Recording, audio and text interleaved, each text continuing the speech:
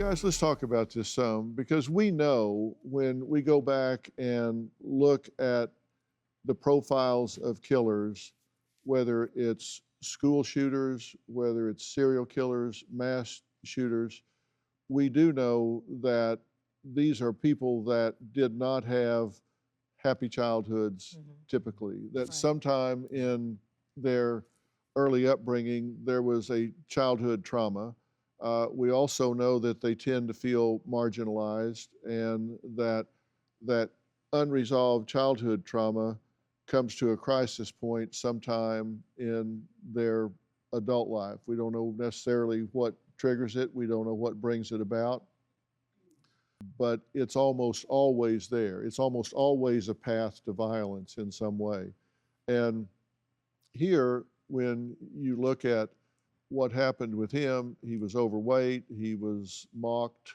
What do you think? No, I'm not.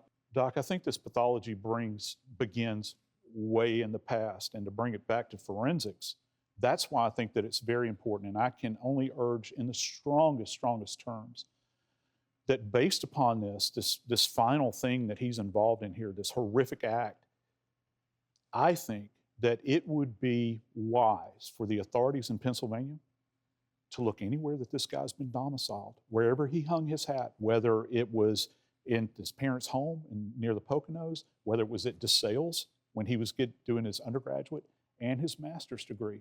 Because if there was anything going on along that continuum, if there's any way that they can correlate cases that are back there in the past, what's the harm?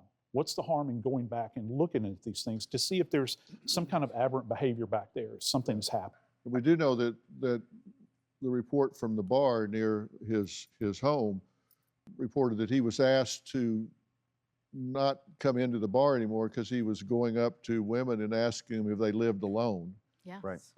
That's not a real icebreaker. No. It was a real creep factor. A lot of those women were very concerned. It says something that he did it enough times that the wait staff went to the owner and said something, and he had it on But file. what also it says is that he's not reading the room enough to know this is not a way to start a conversation with a woman, which again speaks to the awkwardness and the narcissism. You're not reading the room when you walk up to an attractive young woman and ask her if she lives alone, and the reaction is such that they ask you to stop coming to the bar. Right. You should, if you are dialed in at all, if you are reading the reactions, you would say, that's not working. Right. I need to say, you know, can I buy you a drink? Or, you know, what do you like to do? Or anything besides, do you live alone?